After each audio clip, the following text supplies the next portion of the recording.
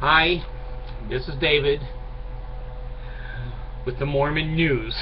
I should have a title. You know, I'm not an elder anymore. I don't have Mr. David. I don't know.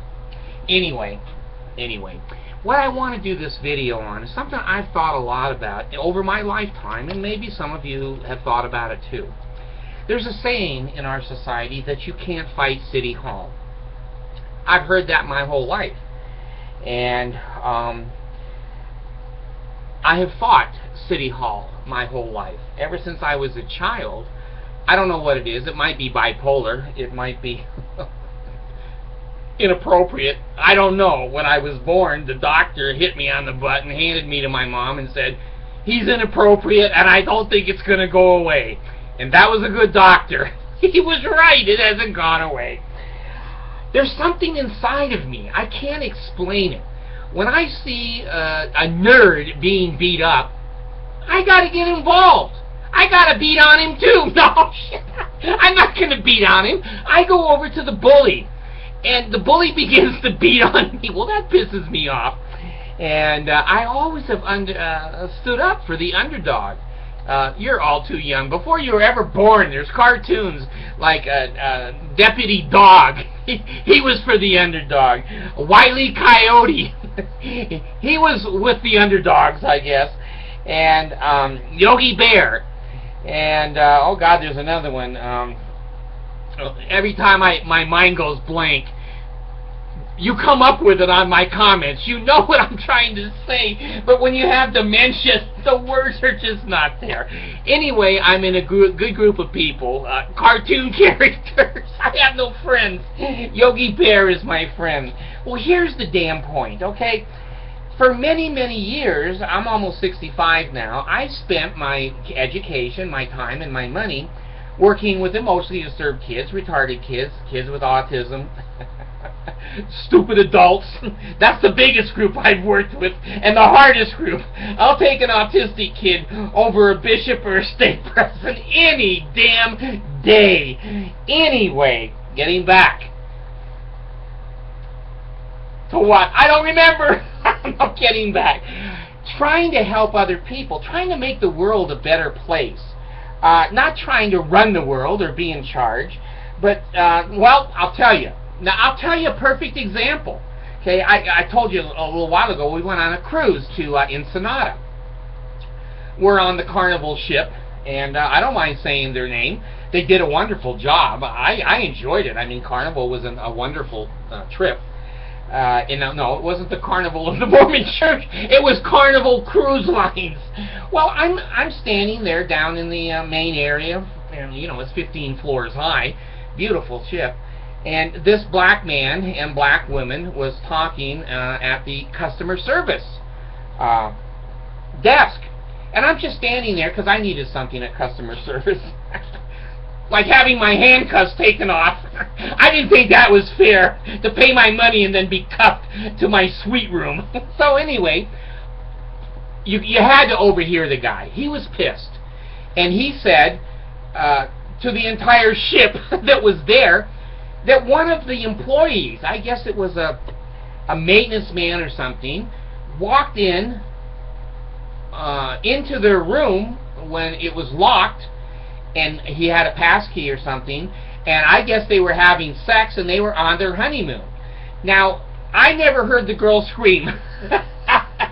This is a girl, a black girl, and I'm not being discriminatory here, but she did have a lot of junk in the trunk. So I'm not sure it was a privilege for the man that walked in. That's beside the point. The other man, the husband, was trying to protect his wife, which I thought was appropriate. So, you know, I just kept my mouth shut because I can behave for about 10 minutes. After that, you're on your own. You're on your own. You deal with me very quickly and get the hell out of there. So I'm sitting there listening how the ship is trying to handle and fix this problem. So the lady kept saying, "Well, we're sorry. We're sorry. We're sorry." Now to me, and again, this is bipolar, to me, when a person says, I'm sorry, or we're sorry, representing the company, the sentences that go through my mind is, we are incompetent. We've made a terrible mistake, and we have no guilt and no desire to make you whole. That's what I'm sorry or we're sorry is. Well, my 10 minutes was up, and I walked over, and I said to the cruise lady, I said, listen, your guy walked in on this young couple on their honeymoon. You need to make him right. You need to compensate him. You need to give him a free ride on your ship. And he's black, you can throw him by the anchors, just drag him through the water like you used to, and like the Mormons still do to the blacks on a Mormon cruise line. Or you can pay him money or give him some free drinks, upgrade him to a room that has a window. Mine doesn't have a window. When you shut the door in my suite, it looked like Carlsbad Caverns inside. You couldn't see anything. And she said, well, we're sorry. And I finally said to her, I said, you know what? He doesn't care if you're sorry. He wants to be made whole. Give him something to show that you're sorry. Well, I knew they weren't going to take the handcuffs off. It's David again downstairs. So anyway, I left, and then I saw him walking finally with a supervisor, and I waved over to him. And he gave me the thing. No, he didn't give me the thing. He said, wait. He says, yeah, I got somebody. We're going to get it right. And then later on in the ship, I asked him, did you get made whole? And he said, yes, I did. They allowed me to have the Joseph Smith experience, as many 14-year-old girls as I want, and I can start my own church if I look into a hat with a stone in it and make up some scriptures. And I said, hey, that's a good deal. That's better than the buffet. So anyway, there's the point. That's my personality. I can't stand to see people being taken advantage of. I just can't. I don't care if it's a baby. I don't care if it's an elderly person, retarded person. I don't care what their state in life is. Well, I spent a lot of time, a lot of money, and a lot of stress. You know, I've had quad bypass surgery. 3 of those coronary arteries were caused and blocked by the Mormon Church. The other one, I have to take responsibility. My Cokes and my potato chips and French fries at McDonald's. I'll take that responsibility, but the Mormons never take any responsibility. All my suicides basically were while I was in the Mormon Church, but they're not going to take any responsibility. Once I got out, I go, hey, life can be good. Life can be good. And so I've kind of gotten out of that crap, and my meds work much better when I'm not a Mormon. So, my point is this. There's a lot of you out there that can do a lot of good, just like I did. I have a tape on here where I helped a little girl in Montreal, Canada, at the World's Fair, when some old lady ripped off her chain and accused her of stealing it. And I got the woman, put in jail because she hurt this little black girl. So, all of you out there, most. Now, the Mormons out there, I'm up in the air. I don't know what the percentage of Mormons would be. But the people who are out of the Mormon Church, and the people who never had the privilege and the honor and the living hell of being in the Mormon Church, many of you are very, very kind, good people. I didn't know that. The Mormon Church always taught me that if you're not a Mormon, you're an apostate. You're going into outer darkness. Only we in the cult, we're going to the celestial kingdom. I love it when I raise my hand. I always want to say, Pele-el. Oh God, hear the words of my mouth. Slit my throat. Well, anyway, you people do some good things. I got discouraged. And I'm just telling you the truth here. I got discouraged because when I look back over, God, I've been involved in over 100 things, lawsuits and suing district attorneys and judges, and oh my God, goes on and on, child support divisions. I mean, it goes on and on. And I've had some hard times. I mean, I told you last video, the school got a trespassing order against me. I couldn't go to school. I don't want to go to school, but my kids are over there, so I'd like to go to their Christmas play. I wasn't allowed to. So I went past my 10 minutes with them too. I told the PhD counselor, the doctor, I said, I don't want you to bear your testimony to me. I just want to see the numbers on my IQ of my kids properly being cared for. Well, off I went with security. So I'm not talking philosophically. I'm telling you from a human life. Now maybe my life is not like yours, and be thankful. If you believe in Jesus, Pele hail Jesus. If you're an atheist, you're one lucky bear. If you're a Muslim, Allah has looked over you. I have always felt that I wasted my time, that nothing changed. Nothing changed.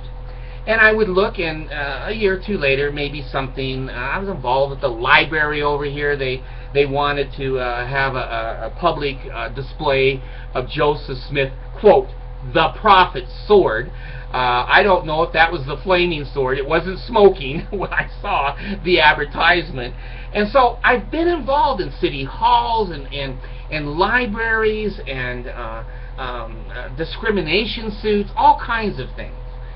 And the gist of the matter is that I felt discouraged. Nothing ever changed. At least I didn't think it did.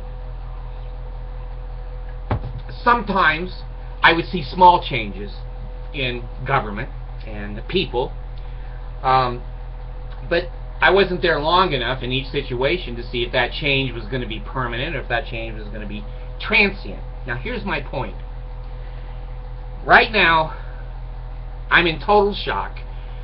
There's almost 120,000 people who have looked at my videos. Now, most of them have thrown shit on their monitors. God, screw that guy. He's a mental patient. What's that safe back there? He's in a room that's not even finished. He has no money, and his education is a farce. He can't remember shit. He's dementia. And God, we're not going to look at him. But 120,000 of you have made the mistake of clicking on me.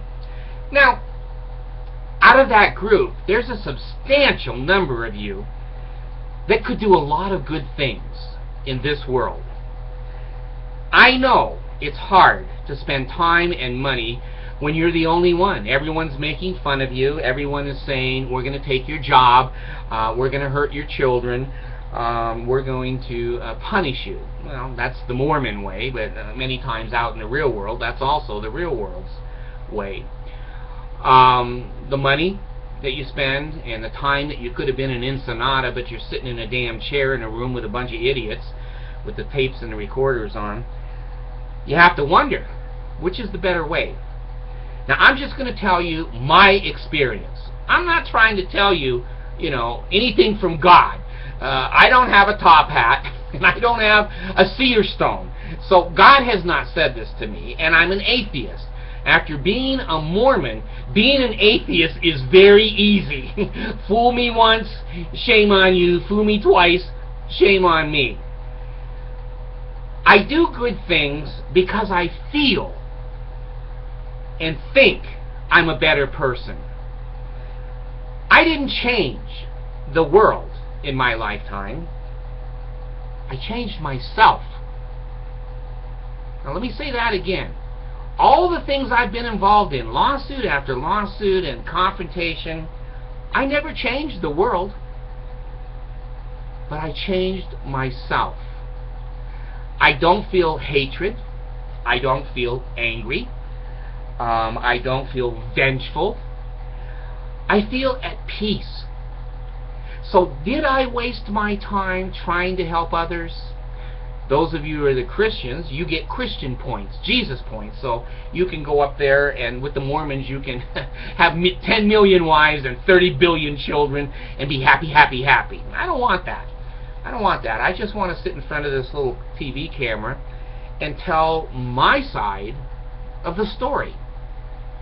Doing good things, I think, is right. I don't know what's right and what's wrong. I don't have... I had a guy that made a statement that says, I don't know what's right, but I always know what's wrong. And I'm going to agree with that. I always know what's wrong. And I try to correct it. If I'm in the room or in the vicinity, I will, raise my hand, and as soon as I do, the recorders go on, the damn cameras, the newspaper people are there writing shit, and I'm looking like an ass. I never changed the world, but I changed myself. I'm happy. Watch. I could never do that in the Mormon church. That's what I did in the Mormon church.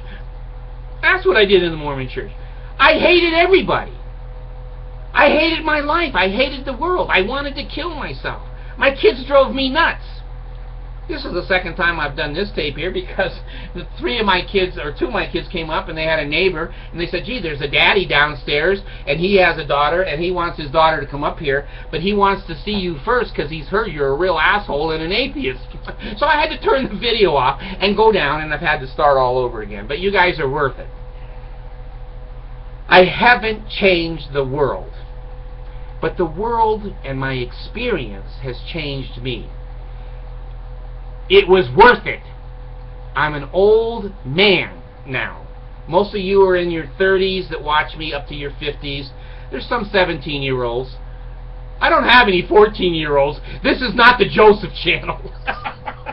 But I'm saying, you have an entire lifetime ahead of you. Do something that's good for other people. It will come back. There is a karma, and what comes around goes around. Those are sayings that I believe very strongly in. And you will not get ripped off. You'll be disappointed. You'll be made fun of. I can remember days when the newspaper was delivered, and I didn't want to look at it because I knew I was on the front page of the local paper. I didn't want to see it. I've had death threats. Real death threats. Not since I've been doing this. I've had quasi-death threats, but it's gotten so big, the Mormons are scared of me now. When you have 8 hits, they'll run over you with a truck. The welfare truck delivering milk. They see David on the road there, come up on the sidewalk. But when you've got 120,000 people in a year that have looked at you, the Mormons are going, holy shit. We can't screw with this guy because he has an audience that is growing every day. Be kind, even to the Mormons, the Catholics. I thought I saw 2 Jehovah's Witnesses coming up here today, and I was going through my mind what I was going to say to them. They're 2 old ladies, and to open my door and go, you're a cult, get the hell out of here, I hate you people. Do they deserve that? Yes. Do I want to be the giver of that? No. It's changed me. Trying to help other people and trying to make the world a better place changes me. Now I'm going to tell you, I'm going to vote for Obama. Reebok, I don't know what his name is, the black man. I don't want him to go back to tap dancing or carrying baggage or polishing shoes. I think he's done a fairly, we've done well under him, and under Romney, I'm just scared to death. I hate to go over and vote in a Mormon community because you got to stand in that damn line and listen to all the loudmouth Mormons voicing their political opinions and their religious opinions. And when I wear my Barack Obama t-shirt, I'm going to be like Samuel the Lamanite standing on the wall, and they're going to be throwing arrows at me. I don't want to be in that group. I thought about going over and being an absentee voter. I've been an absentee citizen my whole life, so I got to go over there and do what I want, what I need to do. Now, in this state, I'll probably be the only one voting for Obama. It would be easy for me to say, screw it. It ain't going to make a difference. One vote doesn't make any difference. You know what? It does. Because it makes me a better person. To go over and take that taunting, that haunting, and that humiliation and hold my head up and say, I'm doing what I think is the right thing, makes me a better person. There is no way I could have ever come on to a YouTube show in my old age and gotten the response I've gotten if I hadn't done the things I did. I speak pretty confidently according to a lot of the comments, and a lot of people believe I'm telling the truth. The only people believe that I'm lying are the Mormons. But that's okay, they have a right. And you all know, I do not purge them off of my comments. Monson can come on my program. He can't come in my office because he doesn't fit. There's just one fat man in here. You can't, and there's enough dementia in this office for YouTube. Otherwise, they're going to just cancel my YouTube show. I know that. I never erase comments of Mormons or people that don't like me. You know, a lot of people say that I'm like the Three Stooges. I don't know if that means the 3-in-1 Trinity, but most of them call me Larry. They go, "You look like Larry." It's like, okay. I didn't think I looked like Larry because when I see the video, it looks to me like James Bond. But self-evaluation can be very dangerous. Do something good. You think it's for other people. It's not. I'm an old man. I've lived a long time. I've lived a very, exciting life. I've been married several times. I have several children, several families, and I do have some experience in life. And I'm telling you, for me, it may not apply to you. I don't care. I don't know.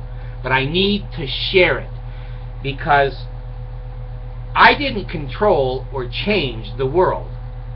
But you know what? I changed David from the pathetic child to the pathetic old man. There hasn't been much of a change. I feel good about myself. When I look at how many people click on this and go, "Hey, you know, I like you. My family doesn't like me. My children don't like me. My neighbors don't like me. The school system hates me." But when a few of you come on and go, "Well, you're a real asshat, but I watch your videos," I feel good inside. And I feel good that I have lived a good life. I don't give a rat's ass what my family says. I don't care what my neighbors or the Mormon church or anybody else. When I sit downstairs, and we don't have a 2-story house. It's just downstairs. It's the opening to outer darkness. I'm just hanging on. And I have a flashlight, solar, and it doesn't work in outer darkness very well. When I'm sitting downstairs and I'm in my easy chair, which was an expensive chair, you can't get cheap chairs when you weigh 270 or 80 pounds. The chair goes, no. I turned one of my... I got in my recliner, the old one, and I leaned back, and the son of a bitch turned over, and I was pinned against the wall, and I didn't have one of those little buttons that said, "I've fallen and I'm trapped in my easy chair." And I'm screaming and my feet are up in the air, and I'm yelling, "Children, come and get Dad." And I could hear the big one saying, "Let's go outside, leave his ass there." I go, you kids get in here and help Dad. I pay for everything." They, "All right, we'll come in." So they're digging me out of the wall. You know, I fell down a staircase, several months ago, and I went through the drywall. I had to call the drywall guy. "Hey, what happened here?" I said, "I don't know. I think the Holy Ghost was trying to get down the staircase and he fell."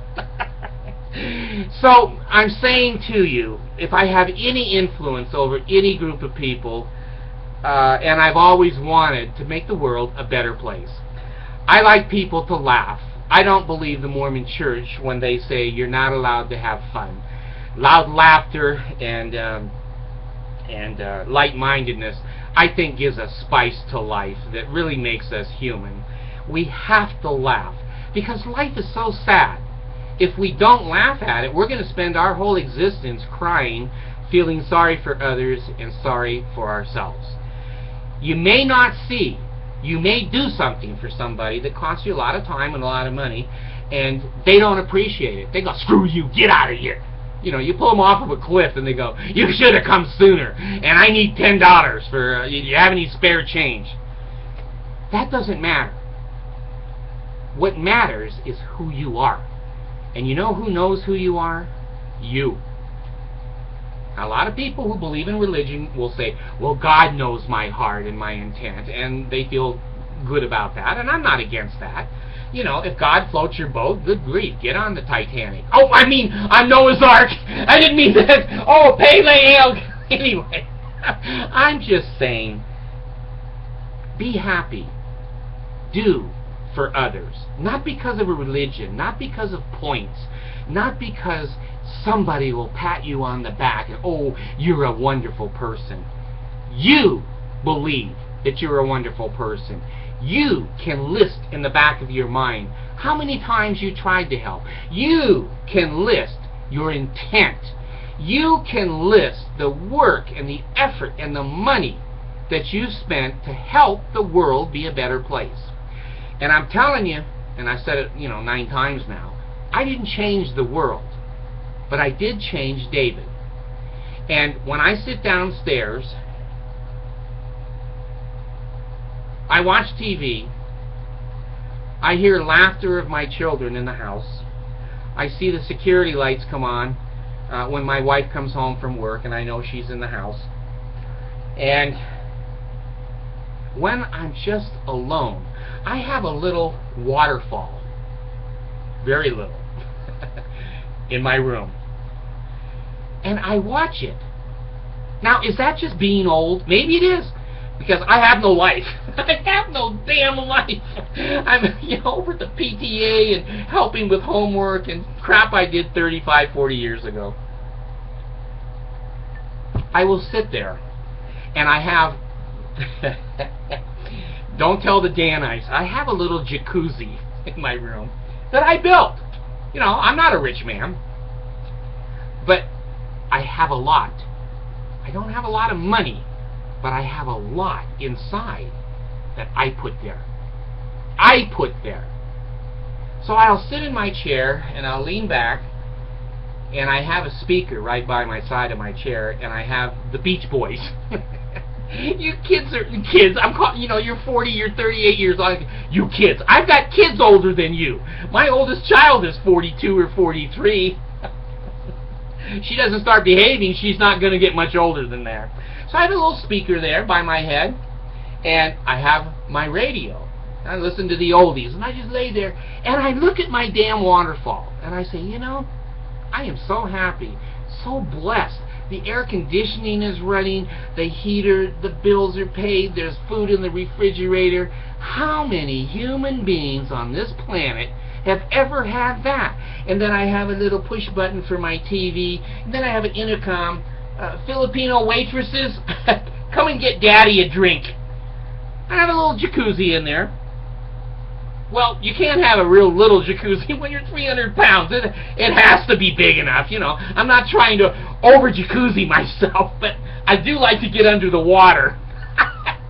And I have a little machine in there that is sounds of birds. And I've decorated it with a whole bunch of flowers, and it looks like the Philippines. That's what I made it for. And I have incense. And sometimes I'll just sit and watch the incense burn. I really need to get a life. So, my kids are coming in, and I have to get off of here. Change yourself. And you're not measured by other human beings. You're measured by yourself. If I had had one hit on these videos, I would have been happy, because I was telling the truth, I was being myself, and I'm a happy person. If 200,000 hit me, 500,000, 1 million before I die, that's great, but it doesn't change who I am. I was this when I started the videos, and you are who you are right now. So do some good things. It makes you change. And if you're religious, great, you'll get Jesus points and go to heaven. If you're atheist, you'll burn in hell. But I'll be there, and I'll try to comfort you a little bit, because I try to do good things for other people. So change yourself. Try to make the world better, But don't measure yourself by your successes in the world. Measure yourself by the successes of who you were and now who you are. Thank you very much.